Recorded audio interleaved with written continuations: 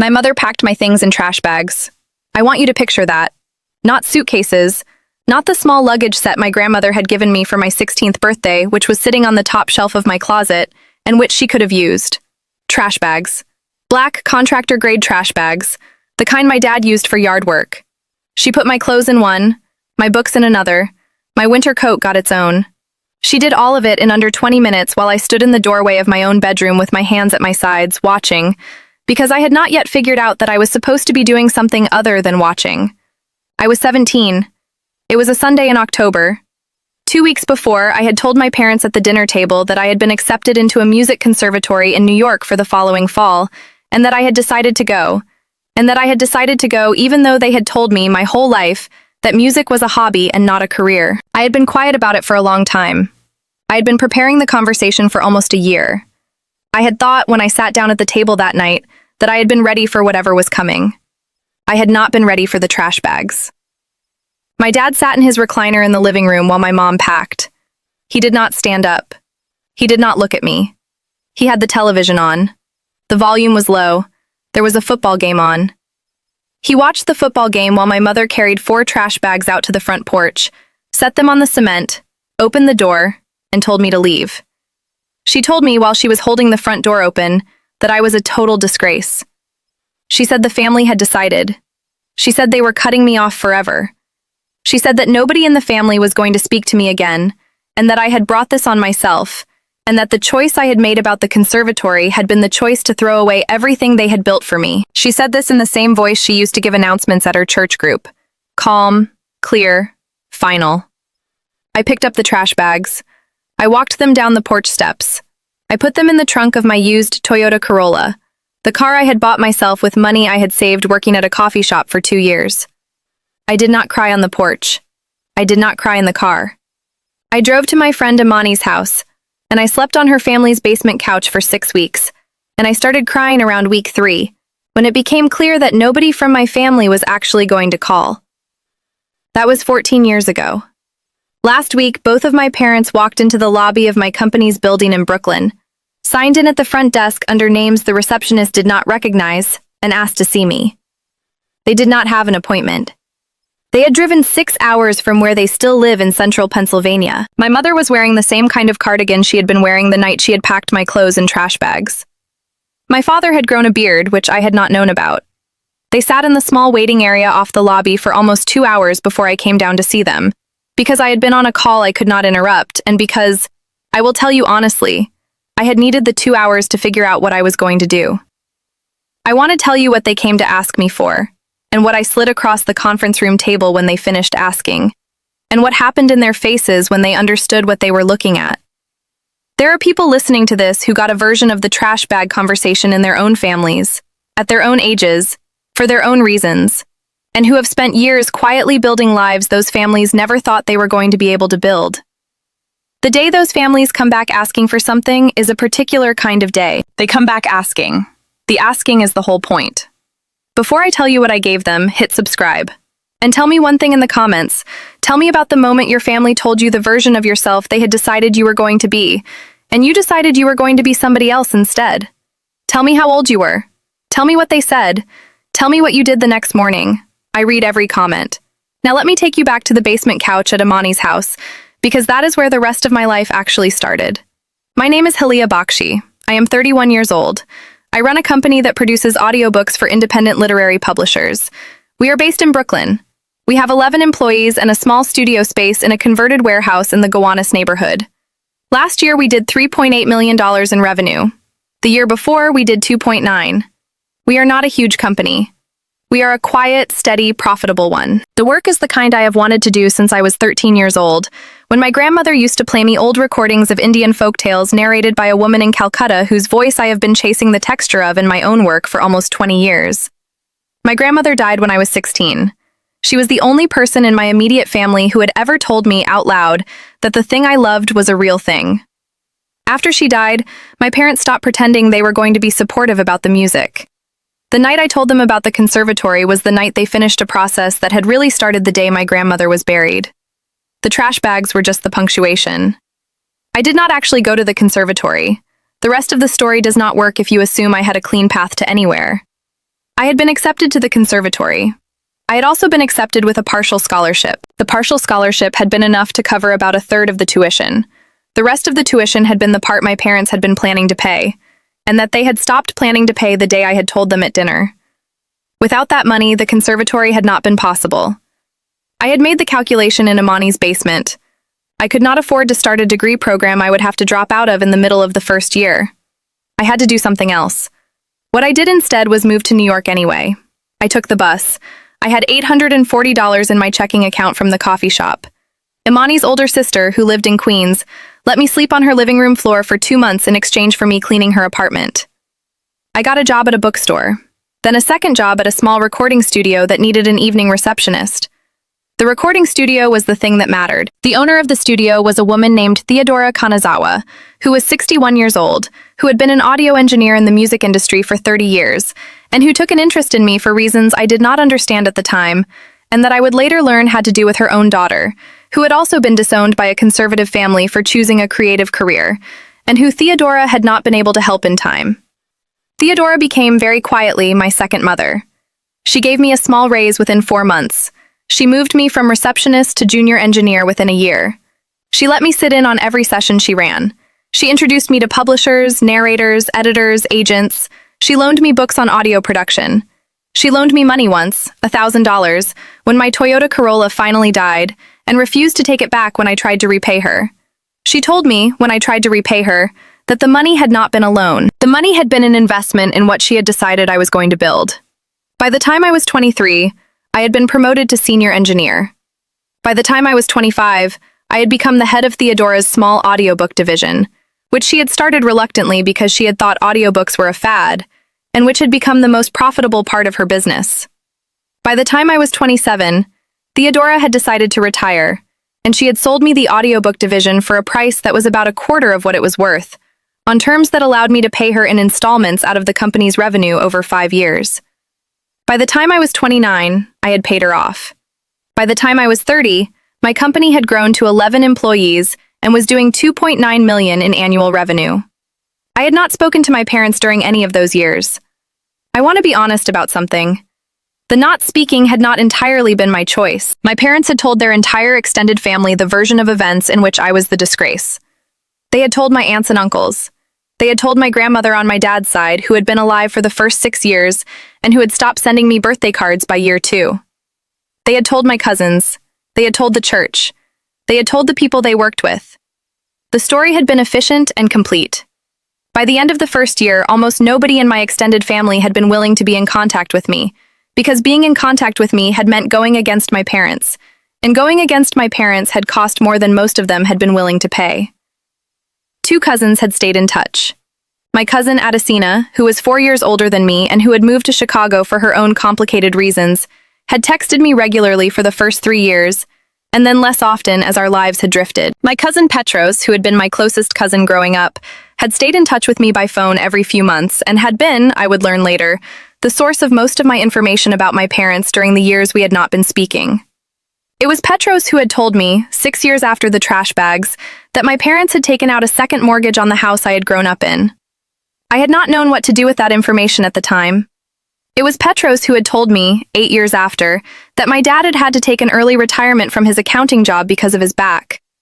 It was Petros who had told me, 10 years after, that my parents had been quietly struggling, that they had been turning down family invitations because they could not afford the gas money to drive, that my mother had stopped going to her church group because she had been embarrassed by what she had been wearing. I had been listening to all of this from a distance for years. The feeling I had about it was the part of this story that nobody who has not lived through this version of it ever quite understands. What I felt was complicated. There had been a part of me, in the early years, that had been satisfied to hear that my parents were struggling. I want to be honest about that. I had been 17. I had been kicked out into the cold. The years right after had been the hardest of my life. The first time Petros told me about the second mortgage, when I had been 23, I had thought quietly to myself that it had served them right. I had not said it out loud. I had felt it. By the time Petros had told me about the early retirement, when I had been 25, the satisfaction had started to dim. I had started building my own life. I had started being a person who had a future. The The triumph of hearing about my parents' decline had stopped being the engine of anything. By the time Petros had told me about the church group, when I had been 27, I had felt only a small, dull sadness, because I had finally been far enough away from the trash bag night to be able to see my parents as people who were also living their own consequences. By the time I was 28, I had started thinking about the house. The house is the part of this story that took the most planning, and that nobody knew about until last Tuesday afternoon. The house was the small, 3-bedroom split level in central Pennsylvania where I had grown up. It had been on Maple Street, in a town of about 12,000 people, in a neighborhood where most of the houses had been built in the early 1970s, and where most of the families had lived for at least 2 generations. The house had been the only place I had ever lived until the night I had been kicked out. My grandmother had lived in the small downstairs bedroom with me from the time I was 10 until she died, when I was 16, because she had broken her hip and could no longer climb stairs. The house had been, in spite of everything else, the only place where the woman who had taught me what my work was going to be had ever told me she believed in me. When I was 28, after Petros had told me my parents had fallen further behind on the second mortgage, I had a conversation with my lawyer in New York. I had been thinking about it for a year by that point. The conversation had been about whether it was possible, hypothetically, for me to purchase the second mortgage from the bank that held it, in such a way that nobody would know I was the buyer. My lawyer had told me yes. He had told me it was uncommon but legal, and that it would require setting up an LLC under a name that would not connect to me, with a registered agent in Pennsylvania, and that the bank would treat it as a routine investor purchase, as long as the paperwork was clean and the price was right. I asked him to start the process. It took 6 months to set up. The LLC was named Tessera Holdings. The name had been chosen because tessera is the Greek word for the small individual tile in a mosaic, and I had decided, around the time I was setting up the company, that the small individual choices I had been making about my life were the tiles I was setting down, one at a time, into a pattern I was not yet ready to see. In the spring of my 29th year, Tessera Holdings purchased the second mortgage on my parents' house from the regional bank that had held it. The price was $412,000. The mortgage had been about 3 years from coming due, and a balloon payment my parents had no realistic way of making. The bank had been carrying it as a non-performing asset for several quarters, and they had been quietly looking for a buyer who would either refinance it or foreclose. My LLC had given them an exit. They had not asked questions. I did not foreclose. I did not refinance to make the payments easier. I did not contact my parents. I sat on the second mortgage for about a year, while continuing to monitor my parents' financial situation through public records and through what Petros was telling me. By my 30th birthday, my parents had fallen far enough behind on the first mortgage that the original lender had also begun to consider foreclosure proceedings. I bought the first mortgage too. Same LLC, same approach. The price was $920,000, which is what the original lender had been willing to take to clear the asset off their books. By the time I was 30, Tessera Holdings was the sole holder of all of the debt on my parents' house. I had spent $1.3 million to acquire the rights to a property whose market value, at the time, was probably somewhere around $1.6 million in a rising regional market. The house was, in every way that mattered legally, mine. My parents did not know it. They thought they were still being managed by the bank.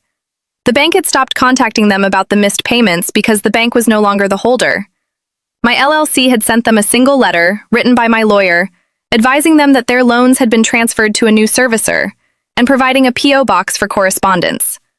The P.O. box was in Philadelphia. Nobody had ever opened mail sent to that P.O. box because I had instructed my lawyer not to forward anything to me. I had been waiting. I had been waiting because I had been trying to figure out what I wanted to do. I want to be honest about this part too. I had not bought the house with a clear plan. I had bought it because I had been able to. I had bought it because I had wanted, at some level, to be in the position of being able to do something when the moment came that I had not been able to do anything about for 13 years. The doing was the thing I had been planning. The doing was the thing I had not yet figured out. For a long time, I had thought the doing might be foreclosure. I had thought I might walk into that house with the deed in my hand and tell my parents that they had 30 days to vacate. I had played that scene in my head many times, while I was driving in the car, while I was lying in bed at night, while I was waiting for the subway. The scene had been satisfying, in the way fantasies of vengeance are satisfying when you are the only person inside them. It had also been, every time I had played it through, slightly hollow at the end. The version of me who had been kicked out at 17 had wanted to deliver the eviction notice. The version of me who had been 30, looking back, had not been sure she still wanted to. I had been growing slowly, without entirely realizing it, into a different kind of person than the one who had been packing trash bags into a Toyota Corolla. So I had been waiting. I had been waiting to find out what I actually wanted to do. The waiting had been quiet. It had also been, I realize now, a form of preparation. I had been making sure that, when the moment arrived, I was going to be ready to act on whatever I had become, instead of acting on whatever I had been when I was 17. The moment arrived last Tuesday afternoon at 2:17. My receptionist, a young woman named Sophia, came up to the small office I keep on the second floor of our warehouse studio, and she knocked on the open door, and she told me there were 2 people in the lobby asking to see me. She said they had given names she had not recognized as anybody on my schedule. She said the woman had told her she was my mother. I want to tell you what happened in my body when Sophia said that. My hands stopped moving. I had been typing an email. The email stopped mid-sentence. I had not seen my parents in 14 years. I had not heard either of their voices in 14 years, except in the small amounts that Petros had relayed to me secondhand. The version of my mother who had been packing trash bags in my doorway had been 38 years old. The version of my mother who was sitting in my lobby was 52 years old. I had been 31 in my own office for 14 years of preparation, and the moment I had been preparing for had finally arrived without warning, and my hands had stopped working. I told Sophia I would be down in 2 hours. I asked her to make my parents comfortable. I asked her not to tell them I knew it was them. I asked her to give them coffee and to tell them I was on a long call. Then I closed my office door. I sat in my chair. I took several long breaths. I called my best friend Amani, who has been my best friend since the basement couch when I was 17, and who is now an attorney in Manhattan, and who has been the only person besides Theodora and Petros who has known about the house. I told Amani my parents were in my lobby. Amani was quiet for a moment, then she said, "Halya, you have 2 hours. Use them. Decide who you want to be when you walk into that conference room. The rest of your life is going to be shaped by the decision you make in the next 120 minutes." She was right. I decided, in those 2 hours, that I was not going to humiliate them. I want you to know that. I had imagined humiliating them for years. The humiliation had been, in the early years, the entire point. I had pictured the moment of foreclosure as a kind of public unveiling, where I would walk into the house with cameras and a sheriff and a courier from a moving company. I had been savoring that picture for a long time. In the 2 hours I had between Sophia knocking on my door and walking down to the conference room, I let go of it.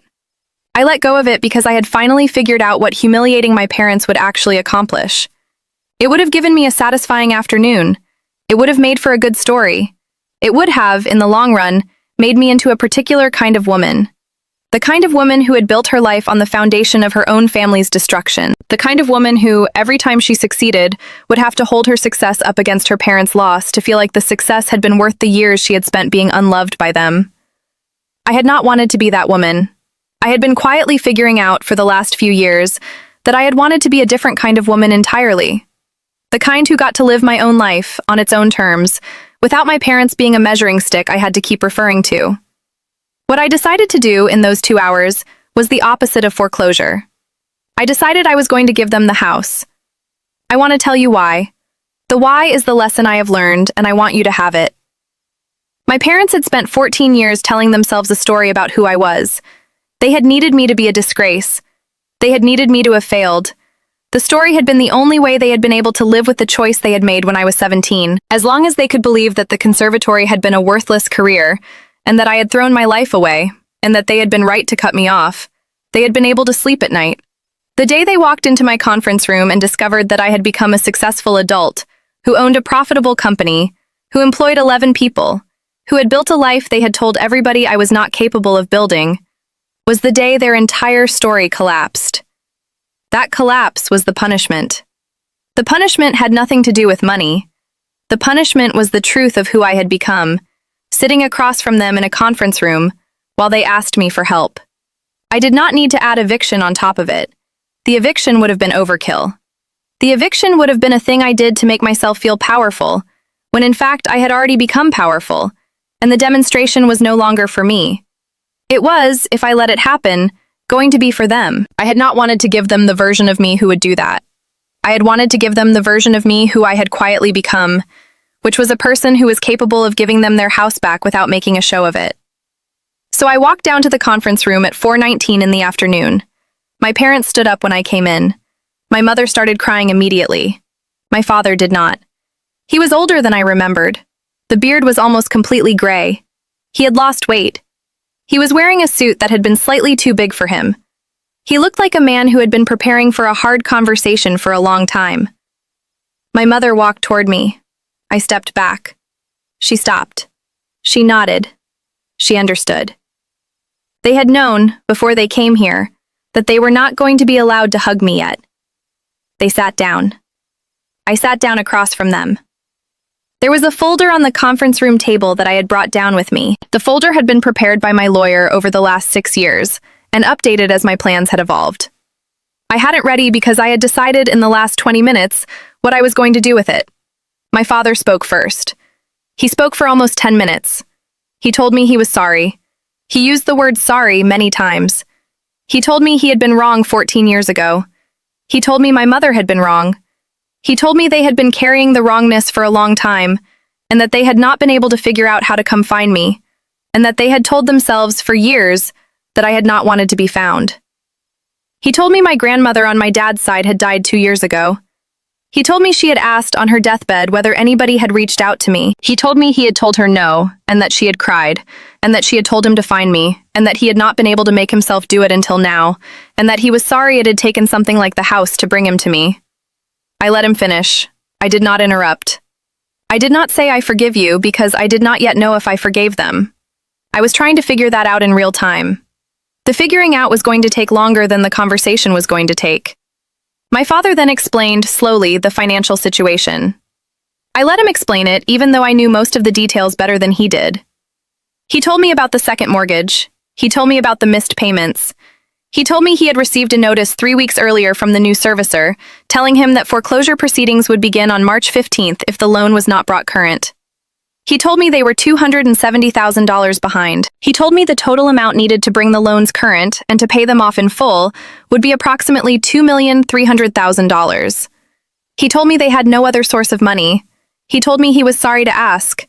He told me he understood if I said no.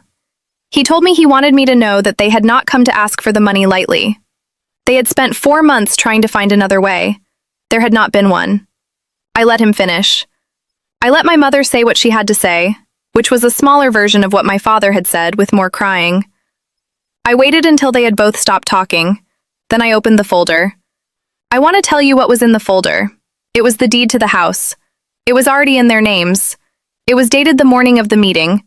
My lawyer had prepared the transfer paperwork the previous evening after I had called him at home, because I had not yet been sure what I was going to do, and I had wanted the option to be ready. My signature was on it. The notarization had been done by a notary who worked in the office building next to mine, who I had walked to that morning in the rain. I slid the deed across the table. My mother picked it up. She did not understand what she was looking at. She is not a woman who has read many legal documents. She handed it to my father. My father read it 3 times, then he set it down. He did not say anything for almost a minute. He said, "Halia, I do not understand. This says we own the house." "You do," I said, "as of this morning." "How?" "I bought the mortgages from the bank 3 years ago, both of them. The house has been mine for 3 years. I have been the one carrying the loans. The new servicer you have been getting mail from is a company I own. The foreclosure notice was a real notice, but it was sent to you on instructions from me because I had finally decided it was time to find out what would happen if you ran out of options. You ran out of options. You came to find me. Now I am giving you the house. The deed is yours, free and clear. There are no remaining loans on it. The property taxes are paid through the end of next year. You will need to handle them after that. But the house is yours. It is also a gift. You do not have to pay me back. I do not want to be paid back. I am giving it to you because it was the house I grew up in, and because my grandmother lived in it, and because the house was the only thing I had not been able to forgive myself for not being able to protect when I was 17. I am protecting it now. Take it. Live in it. I am not asking you for anything." My mother had stopped crying. My father had stopped breathing. They sat across from me at the conference room table, both holding their hands flat on the surface of the table, like people who had been told to brace for something. My father said, "Halia, We do not deserve this. I know, I said. Deserving has nothing to do with it. I am not giving it to you because you deserve it. I am giving it to you because giving it to you is the version of me I have decided I want to be. You did the things you did. I cannot undo them. I cannot take back the years you took from me. You also cannot take back the years I have built without you.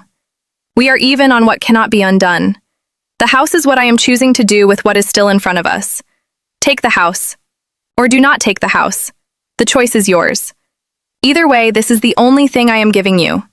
I am not building a relationship with you yet. I do not know if I am going to. But I am not going to spend the rest of my life evicting you from a house I have already won. The eviction would have been about me. The gift is also about me. I am choosing the version that I get to live with for the rest of my life. They sat there for a long time. My mother started crying again quietly. My father was looking at the deed. He said, "Halia, we will leave. We will leave now. We will figure something else out. You do not have to give us this." I know I do not have to, I said. I want to. The wanting is the whole point. I am not asking you to take anything you have to repay. I am not asking you to thank me. I am giving it to you because I have decided I am the kind of person who can. Take it. Go home. We will see what happens next. They left 20 minutes later. They tried to hug me on the way out. I let my father hug me briefly because he is older and frailer than I had expected, and because the hugging was for him, not for me. I did not hug my mother. I told her when she reached for me that I was not ready. She nodded. She accepted it. She walked out behind my father. I watched them get into a small, old gray sedan in the parking lot. I watched them drive away. I sat in the conference room for almost an hour after they left. I did not cry. I had been preparing for this moment for 14 years. The preparation, in the end, had not been about what I was going to say. The preparation had been about who I was going to be when I said it. I had become, somewhere along the way, a person who could sit in a conference room across from the parents who had thrown her out at 17 and could hand them back the house they had been about to lose, and could do it without performing forgiveness and without performing punishment and without performing anything at all. My parents called me on Friday. I did not pick up. They left a long voicemail. The voicemail was a more careful apology than the one my father had given in the conference room. I have not yet listened to it twice. I will eventually. My mother sent me a letter that arrived Saturday. The letter was 11 pages long. I have read it once. It is the kind of letter a person writes when they have been carrying things for 14 years and have not been allowed to speak. There were specific things in it I did not know. There were apologies for specific moments I had forgotten. There were small details about my grandmother that my mother had been holding on to for me that I had not known existed. I am going to read it again, slowly, when I am ready. Petros called me on Sunday. He had heard from my dad. He had been crying. He told me he had not known the house was mine. I told him almost nobody had. He told me he was proud of me, in a way he had been waiting to be allowed to say since the trash bag night. I cried for the first time since the meeting. I am going to think for a long time about whether I want to build a relationship with my parents from here. The gift was not the relationship. The gift was the gift. The relationship is a separate question. I am taking my time with that question. I am not in a hurry.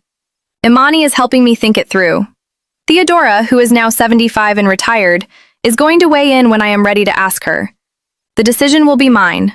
I am not going to be rushed. I want to tell you what I have learned because I think this is the part that may be useful to somebody listening to this, who is sitting somewhere with a version of the trash bag night in their own past, and a version of the conference room conversation in their possible future. When the people who threw you out come back asking for something, the thing they are actually asking you for is not what they think they are asking for. They think they are asking for money or shelter or help with a specific problem. They are not. They are asking you to confirm or deny the story they have been telling themselves about you for as long as you have been gone. They are asking you to be the person they decided you were on the day they cut you off, so that they can keep believing their decision had been right. The most powerful thing you can do in that moment is refuse to be the person they had needed you to be. You do not have to be the disgrace they had named. You do not have to be the failure they had assumed. You do not have to be the cold revenge they had been quietly bracing for. You can be a third thing. You can be a person who has built a life they did not predict, and who has the resources to do something they did not expect, and who chooses to do it on terms they did not get to set. The third thing is the win. The third thing is the only thing that ends the story they have been telling about you. The third thing is the one that lets you finally start telling your own story, in your own voice, without the trash bag night being the loudest sentence in it. The version of you that they could not see, when you were 17, is the version they need to see now, when they finally come back. Show it to them. Do not perform it. Do not stage it. Just be it. Walk into the conference room as the person you have actually become. They will not recognize you at first. That is okay. The not recognizing is the price they pay for not having been there to watch you become her. You do not have to apologize for who you have become. You do not have to make them comfortable. You do not have to soften the truth of your life so that they can hold it. They will adjust. Or they will not. Either way, you will have become a person who is no longer building her life around their opinion of her. That is the only kind of freedom that lasts. I want to ask you something before you go. Tell me in the comments the moment your family told you the version of yourself they had decided you were going to be, and you decided you were going to be somebody else instead. Tell me how old you were. Tell me what they said. Tell me what you did. Tell me whether you have ever sat across a table from them years later and shown them who you actually became. Tell me whether you handed them something they were not expecting. Tell me whether you walked away from that table as a different person than the one who had walked in. There are more of us than the families who threw us out would ever know. We have been building lives in their absence for years. Tell me yours. I will be reading every comment. I will see you in the next one.